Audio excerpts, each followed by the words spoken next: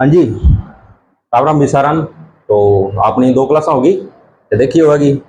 बताइए थोड़ा सो क्या लगी क्या ना लगी, के कमी के बढ़िया चीज बताई, हर चीज बताइयो। आज आप करांगा तीसरी क्लास।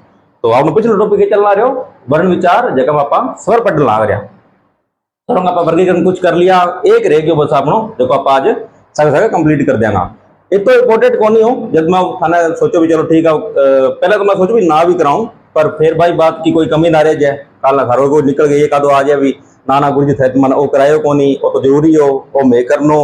तो एक बार करा दो मोटो मोटो नोट्स में लिख लो, जरूरत पड़े तो पढ़ लियो, ना पड़े तो ना पढ़ियो, बाकी मैं प्रश्न कौन देखे आज तक। ठीक है, देखो अगला क्या हुआ मुख्य आकृति के आधार पर सर किया की मुख्य आकृति किया। देखो आप बोलना तो आपनो मुंह या तो पूरा खुलेगो या आधो खुलेगो या लगभग बंद की स्थिति पड़ी रहेगी या थोड़ो सो मतलब हल्को सो खुलेगो। तो बिंग आधार पर आप कितना करे चार प्रकार कर दिया। ठीक है, देखो किसे कैसा विवृत स्वर, अर्धविवृत स्वर, संवृत स्वर और अर्ध संवृत स्वर। अब अंग मतलब क्या है बेबी है, सीधा तो कौन कर दिया अंग कोई कोई मतलब निकाले। ठीक है, तो देखो चलो आप आवा हिंदी पर भी हिंदी पढ़ना नहीं तो बागड़ी छोड़ा। चलो देखो क्या कि हमने चार हिस्सों में डिवाइड कर दिया इसको। तो पहला देखो विवृत स्वर, क्या मतलब होगा सर इसका विवृत स्वर का? तो इसका मतलब होता है शाब्दिक अर्थ इसका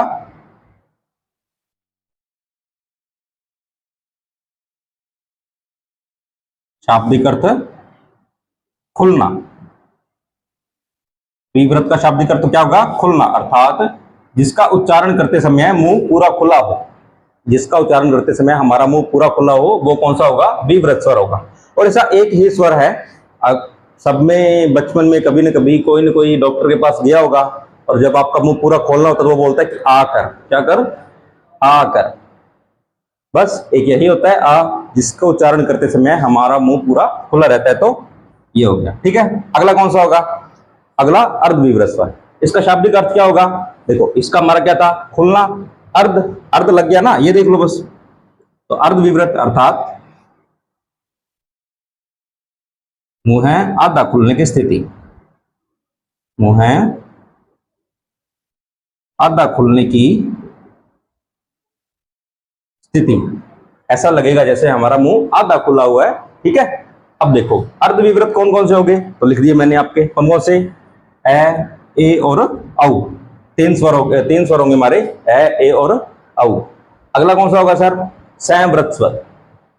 देखो जैसे हमने यहां पे था खुलना, अब संवृत का शाब्दिक अर्थ होता है बंद होना। शाब्दिक अर्थ क्या होगा? बंद होना, बंद होना। ठीक है, तो इसका क्या बनेगा? वे स्वर जिनको उच्चारण करते समय, जिनका उच्चारण करते समय ऐसा प्रतीत हो कि हमारा मुंह बंद हो रखा हो, ऐसा प्रतीत हो। ध्यान रहे कई जगह ऐसा बोल देते हैं कि मुंह पूरा बंद हो रखा होता है, मुंह बंद नहीं होता परंतु ऐसा प्रतीत होता है। मुंह बंद हो गया तो बोलेंगे कैसे? तो ऐसा प्रतीत हो रहा होता है कि हमारा मुंह बंद है। ठीक है, अब ऐसे कौन कौन से हैं?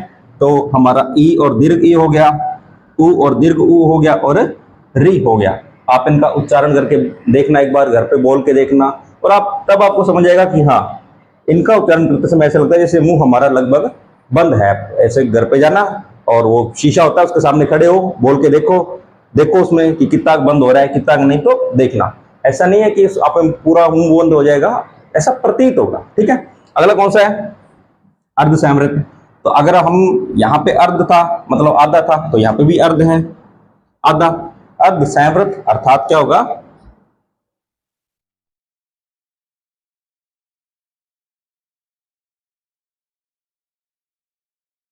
आधा बंद होने की,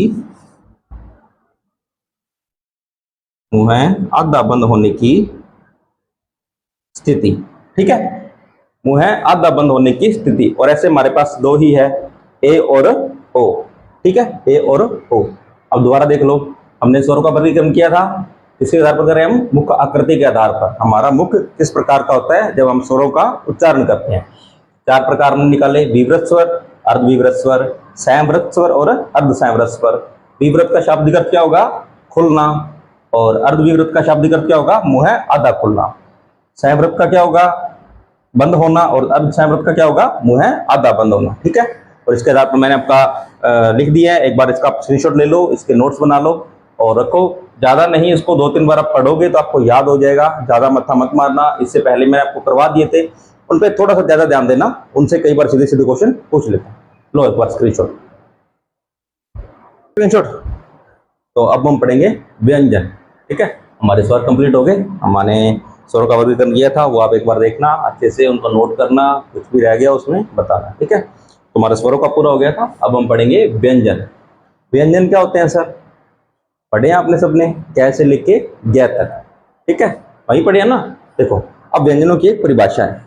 क्या है कि जिन वर्णों का उच्चारण करते समय फेफड़ों से उठने वाली वायु, जिन वर्णों का उच्चारण करते समय हमारे फेफड़ों से जो वायु उठती है, मुख विवर से होकर, हमारे मुख से होकर उच्चारण अवयवों से बाधित होकर, उच्चारण अव्यय जैसे हमारे तालु है, जीभ है, ओष्ठ है, दंत है, ठीक है, अवयवों से बाधित होकर बाहर निकले, मतलब उन्हें बोलने में कठिनाई हो, ठीक है, आसानी से ना बोले जा सके, उन्हें व्यंजन कहते हैं।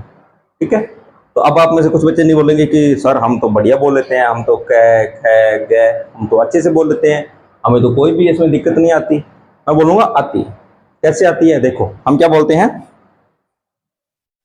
कि सर क है ग है और अड़ बोलते हैं ना, सभी बोलते हैं। परंतु आप ध्यान से देखो तो हम इनको बोलते समय ए की आवाज ले रहे हैं। देखो क मतलब इसमें ए की ध्वनि मिक्स हो रही है, अंदर मिक्स हो रही है मतलब मिल रही है। ठीक है, इसमें ख में भी ए की आ रही है, ग में भी ए की। आप इनको बोल के देखो एक बार लंबे समय तक, आपको कहीं ना कहीं जगह देखो जिसमें क को बोलता हूँ कि क मतलब क के बाद जो आगे की इसकी ध्वनि है वो ए की उच्चारण हो रही है, ना कि क की। ऐसा ही हो रहा है ना, मतलब हम क शुरू करते हैं पर अंत में ए बोल रहे हैं, मतलब हम ध्वनि ए का उच्चारण कर रहे हैं। तो अब ये हम अलग कैसे करेंगे सर? तो इनको अलग करने के लिए इनके नीचे हलंत लगाकर इनका स्वर बाहर लिख दिया जाता है। जैसे इसके नीचे हलंत लगाया और इसका स्वर बाहर निकाल दिया, ऐसे ही इसका ख का निकाला, ख के नीचे हलंत लगाया और स्वर बाहर निकाल दिया। ऐसे ही ग का कर लिया, ऐसे ही घ का कर लिया, ऐसे ही अड़े का कर लिया। अब देखो, हमने इनके स्वर बाहर निकाले, तो ये अब कैसे बोलेंगे सर?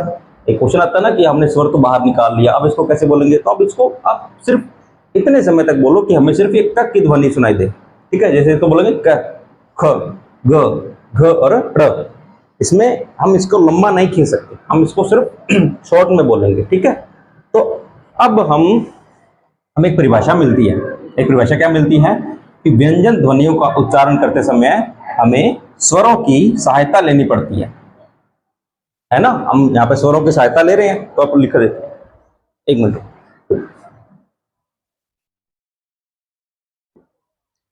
क्या होगा? व्यंजनों का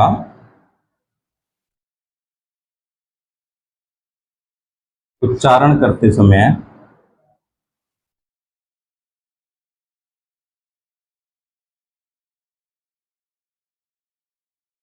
स्वरों की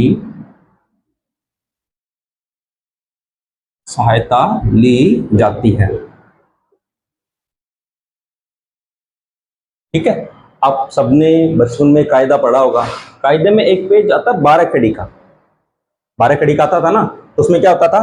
अक्षर लिखे होते थे। जैसे ऐसे कै लिख दिया, अकेला कै ऐसे लिखा जाता था। अब इस कै में 11 स्वर जोड़ के लिखे जाते थे। 11 स्वर कौन कौन से जोड़ के लिखे जाते थे? देखो, जैसे एक क के बाद का, की, कु, कु, क्र, के, कई, को और कौ। हो गए ना? 4 4 8 और 3 11 हो गए। देखो, हमने ये क के 11 रूप लिख दिए, अर्थात हमने क में 11 स्वरों को जोड़ा, तब हम ये लिख पाए। अर्थात व्यंजनों का उच्चारण करते समय हमें स्वरों की सहायता लेनी पड़ती है। ठीक है, ये बात समझ आई। अब आगे देखते हैं।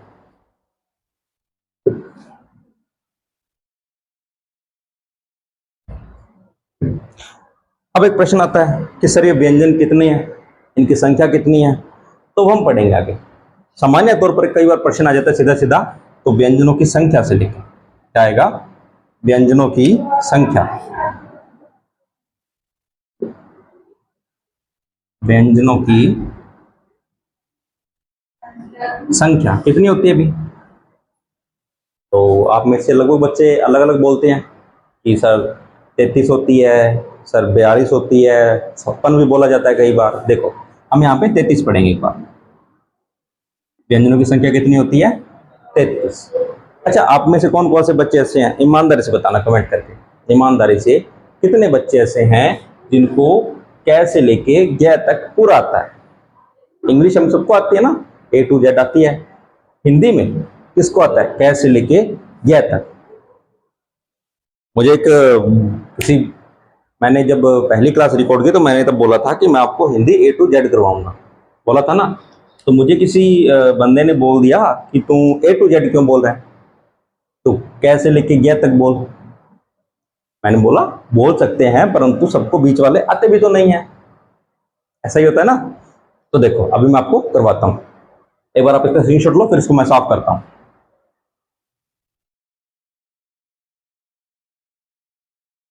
हो गया?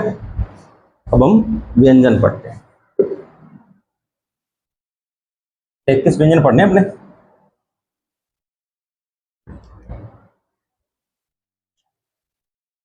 33 पढ़ने हैं ना। तो देखो हमारे पास व्यंजन कितने हैं?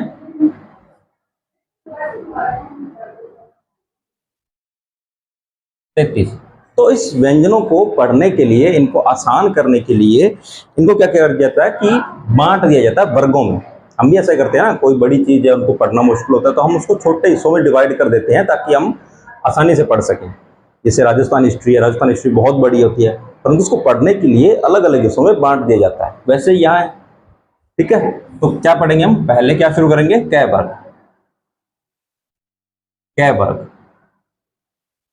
हम आपको एक बात बता दूं, हम व्यंजन पढ़ रहे हैं, व्यंजन पढ़ रहे हैं तो हम इसमें स्वरों का उपयोग नहीं करेंगे। तो मैं जितने भी व्यंजन लिखूंगा इनके नीचे हलंत लगा होगा, और इस हलंत की इस वजह होती है, ये हलंत लगने का कारण है कि इनमें हम स्वरों को नहीं जोड़ रहे, ये बिना स्वरों के लिखे जाएंगे। तो कै वर्ग में कौन कौन से आएंगे? कै वर्ग में कौन कौन से आएंगे बताओगे आप में से कोई? देखो कै वर्ग में कौन कौन से आएंगे। तो पहला तो आ जाएगा कै ही सर, कै आ गया। उसके बाद है आ गया, उसके बाद गय आ गया, उसके बाद है आ गया, उसके बाद अड़े आ गया। यही होते हैं ना। अच्छा एक बात ध्यान रहे, ये जो बिंदी होती है ये इसके आगे लगती है ना कि नीचे। कई बच्चे गलती कर देते हैं, बिंदी को नीचे लगाते हैं, वो अलग से होता है, वो मैं करवाऊंगा आपको, पर ध्यान रहे कि बिंदी इसके आगे लगती है। अब अगला कौन सा होता है? कि सर चय होता है इसके पास, चय वाली लाइन आती है ना, तो चय वर्ग। अब चय में कौन कौन से होते हैं? तो चय, छय, जय, जय और नहीं, यही होता है ना। देखो एक मिनट भाई,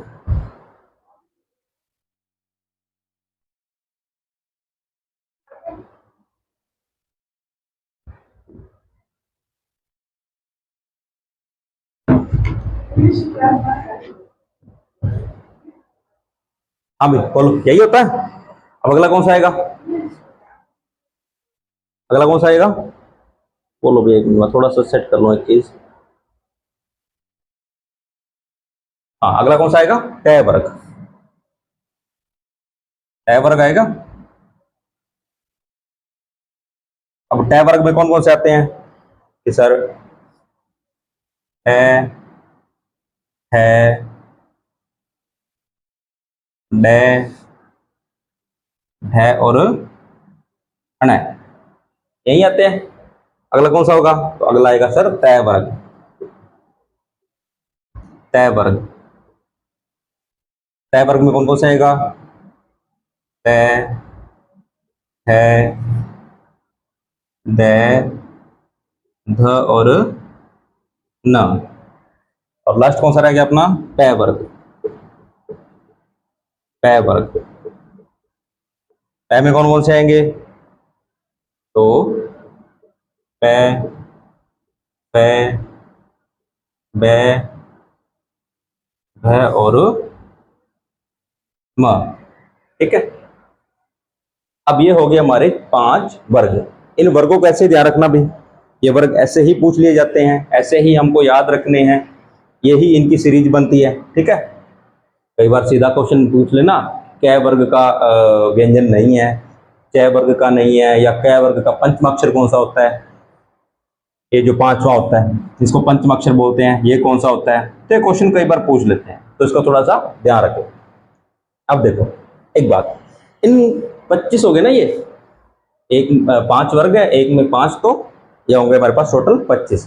तो अब इन 25 का उच्चारण करते समय, इन 25 व्यंजनों का उच्चारण करते समय हमारी जो जीभ होती है हमारी जो जीभ होती है वो हमारे मुख के किसी न किसी भाग को स्पर्श कर रही होती है, किसी भी भाग को स्पर्श कर रही होती है। तो इनका एक नाम रख दिया जाता है। क्या नाम रखते हैं इसका? इनका एक नाम रख देते हैं स्पर्शी व्यंजन। क्या नाम रख दिया इनका? स्पर्शी व्यंजन। इनको उच्चारण करते समय हमारा जो जीभ है वो मुख के किसी न किसी भाग को स्पर्श कर रही है, तो इनका नाम क्या रख दिया हमने? स्पर्शी व्यंजन।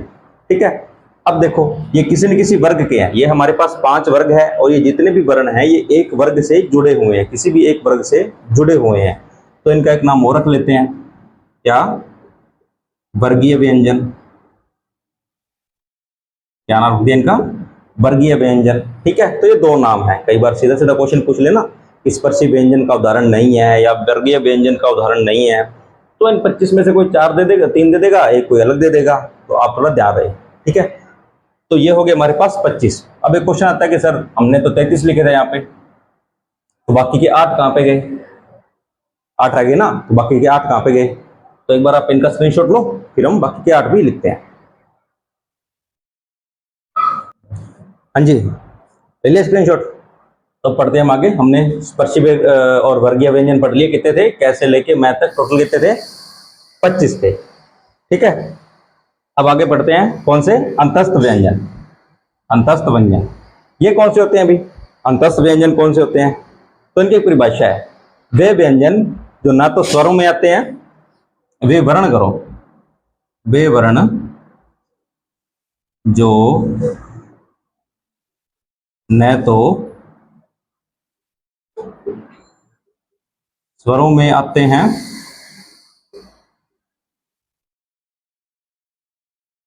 और न ही व्यंजनों में, व्यंजनों में। ठीक है, तो ये इसकी छोटी सी एक परिभाषा होती है। अब ये होंगे कौन से?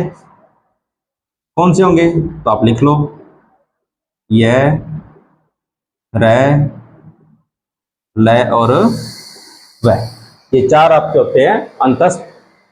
ठीक है, 4 आपके कौन से हो गए? अंतस्थ व्यंजन। ठीक है, यहाँ पे लिख देते हैं हम 4 अंतस्थ व्यंजन। अब इनमें से ये 2 है ना, यह और वह, इनको अर्ध स्वर बोला जाता है। ये थोड़ा सा आप नोट कर लेना भाई, यह और वह, इनको क्या बोला जाता है? अर्ध स्वर। अर्ध स्वर। ठीक है, ये थोड़ा सा अलग है। कई बार सीधे सीधे क्वेश्चन पूछ ले कि निम्न में से कौन सा अर्ध स्वर है, कौन सा नहीं है। ठीक है, तो थोड़ा सा ध्यान रहे, यह और वह हमारे कौन से होंगे? अर्ध स्वर होंगे। ठीक है, अब अगला कौन सा होगा? ऊष्म व्यंजन। कौन सा है? ऊष्म व्यंजन। तो परिभाषा क्या होगी? वे व्यंजन, वे व्यंजन जिनका उच्चारण करते समय, वे व्यंजन जिनका उच्चारण करते समय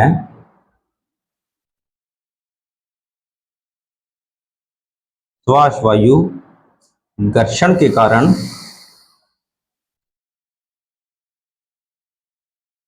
घर्षण के कारण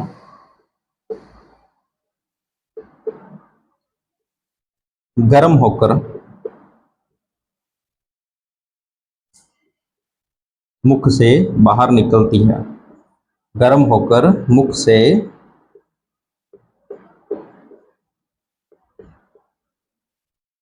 बाहर निकलती है।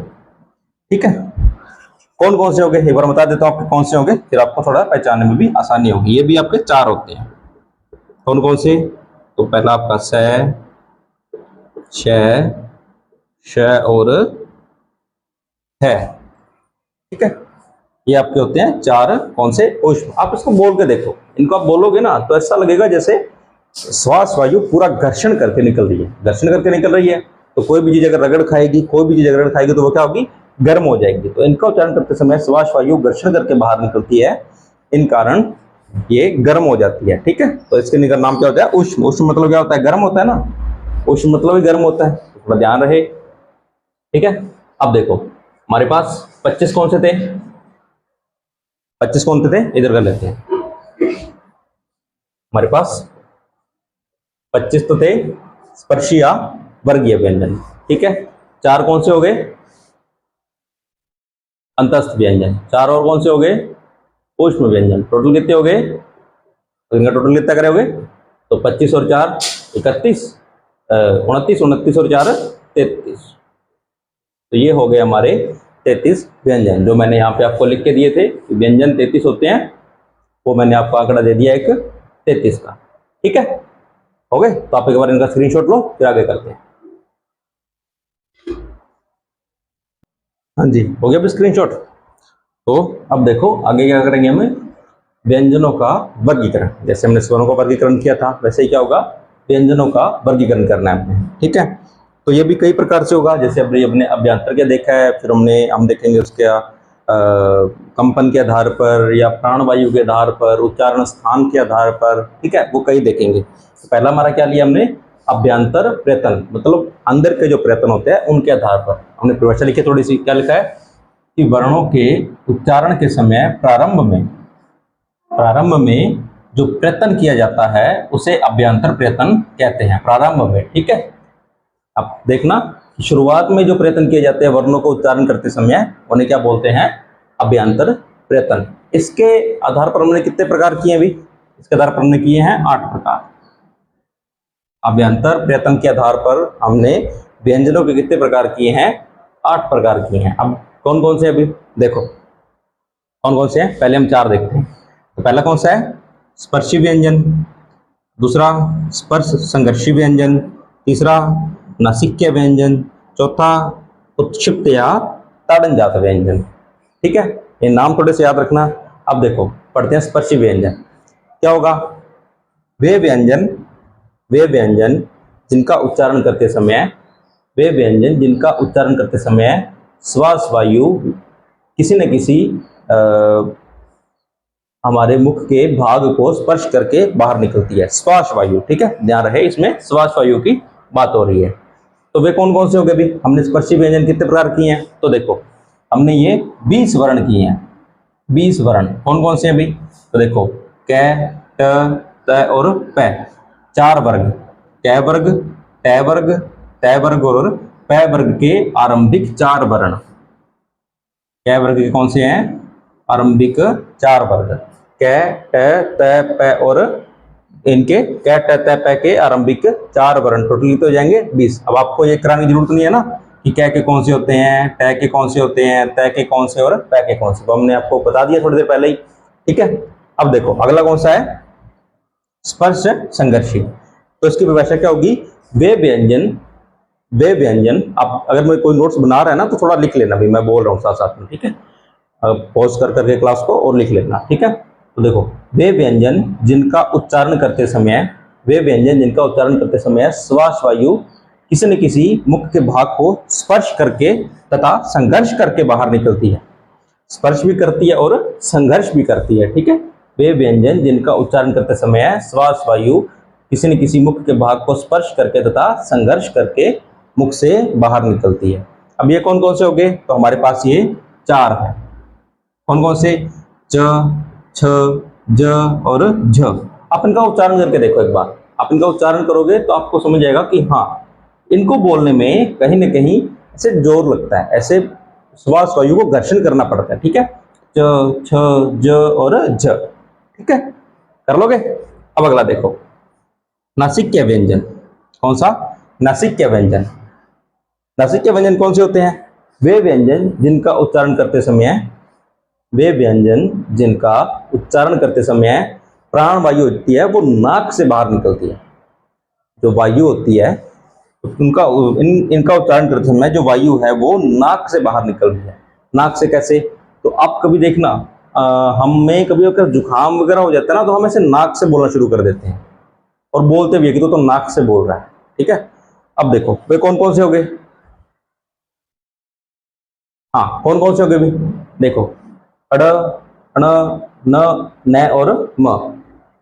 ठीक है, अब देखो ये पांचों, ये पांचों हमारे जो पांच हमने वर्ग किए थे, क, च, ट, त, प और प, जो वर्ग किए थे उनके पांचवें है ना। तो हम लिख सकते हैं ना, सभी वर्गों के पंचमाक्षर। सभी वर्गों के पंचमाक्षर क्या होते हैं? नासिक्य होते हैं। ठीक है, ये थोड़ा ध्यान रखना भी, कई बार क्वेश्चन पूछ ले तो आपको ऐसे ना हो कि आ नहीं रहा है। अब देखो अगला कौन सा है? उत्क्षिप्त या ताड़न जात। उत्क्षिप्त या ताड़न जात वे व्यंजन जिनका उच्चारण करते समय, वे व्यंजन जिनका उच्चारण करते समय श्वास वायु झटके से बाहर निकलती है। ठीक है, झटके से बाहर निकलेगी, ऐसा लगेगा जैसे इनको, इन व्यंजनों को हमने मुंह से बाहर फेंक दिया हो। इनको बोल के देखो, अढ़, अढ़। इनको उच्चारण करते समय ए की ध्वनि पहले आएगी, अढ़ और अढ़। ठीक है, तो इनका नाम क्या होगा? ताड़न जात या उत्क्षिप्त। ये कितने होते हैं? दो होते हैं। अब ध्यान रहे, इनके नीचे क्या लगी होती है? बिंदी लगी होती है। जो आप ये लिख लेते हो ना कई बार, कै का जो पंचमाक्षर होता है हम क्या लिखते हैं? क, सीधे क, ख, ग, घ और आप ऐसे लिख देते हो। तो ये जो पांचवा आप ऐसे लिखते हो वो गलत होता है, असल में ये अड़ा होता है। ठीक है, तो ऐसे गलती मत करना भैया कैसे कभी।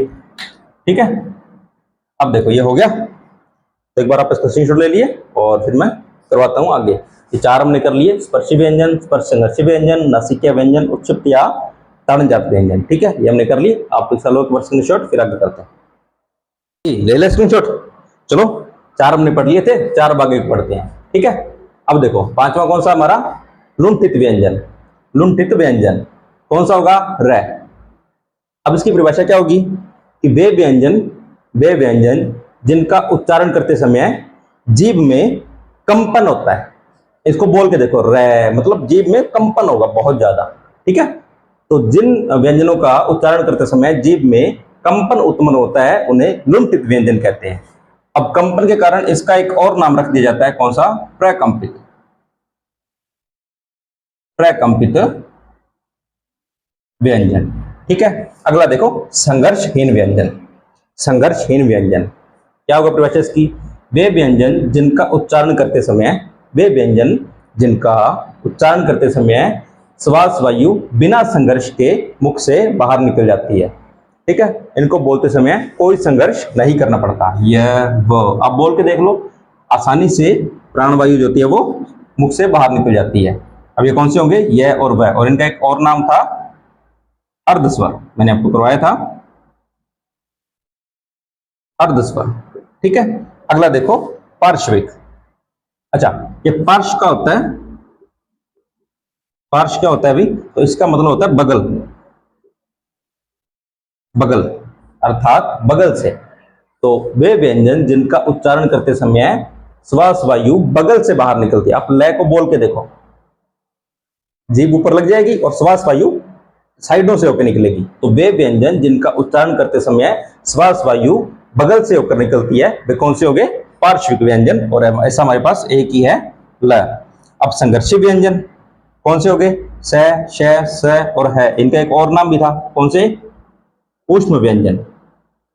ऊष्म व्यंजन वही होगा, वे व्यंजन जिनका उच्चारण करते समय श्वास वायु संघर्ष करके मुख से बाहर निकलती है वे हो गए संघर्षी व्यंजन। और कौन से? स, श, स और है। ठीक है, तो लीजिए आप इसका स्क्रीनशॉट लीजिए।